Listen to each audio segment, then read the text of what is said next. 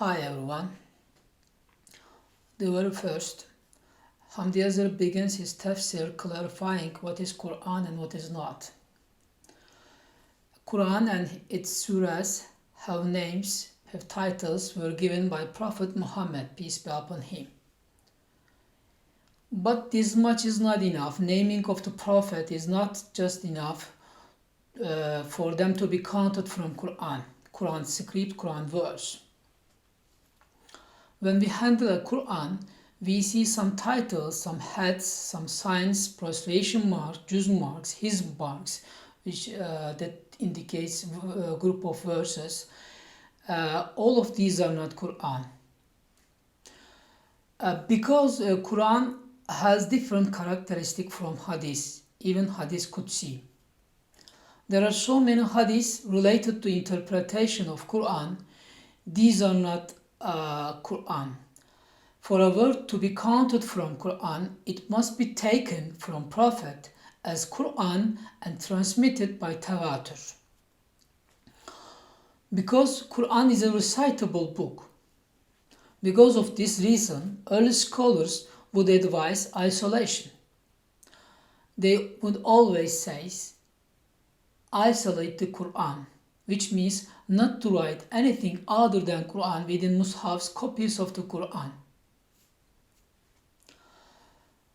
But Bayhaqi interpreted this isolation advice in the sense of not mixing Qur'an with Qur'an. So it would be permissible if it is written in a way that eliminates any adding or mixing or altering the text of the Qur'an. According to Ibn Abbas, the greatest mufassir of all time in Islamic history, taking notes on the margins of the Qur'an is makruh.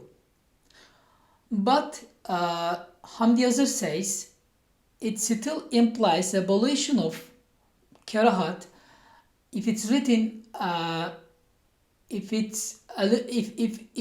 it's written in a way that there is no possibility of mixing or adding. And also he adds these words of Ibn Abbas show us this was a common practice at that time, taking notes on the margins of the page. Over time, it was deemed harmless by the Muslims who taking notes if the text of the Quran clearly differed from other texts.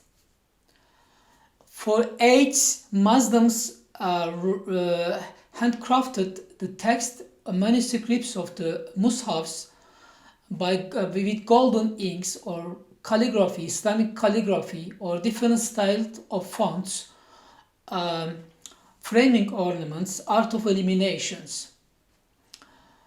Actually, this religious motivation was a main factor in beautification of Islamic fonts, Islamic calligraphy in history of Islam. And calligraphy acquired excellency, perfection in history because of mainly this reason. When it comes to, he says, fiqh, which is his main field of study, taking notes is la ba's bih in fiqh terminology, which can be translated as unobjectionable. He says that simplicity is preferred over burdensome, and it's better to shun from unobjectionable, la ba's bih. And he explains with other terminology. He says that with other terminology in fiqh, it says sedd-i zerâi, not to take notes, to prohibit taking notes on the margins of the Quran, which means sedd-i zerâi is originally not sin, to avoid possible sins. So he says, Hamdi he still aligned himself with the usage of framing ornaments, different style, this limited isolation, not the general isolation. He thinks that this is safer than the general isolation because in this manner we will guarantee not to mix anything with the framing ornaments using different styles. He thinks that is safer, and he still aligns himself with the usage of this calligraphy. But he adds it's not good, it's not,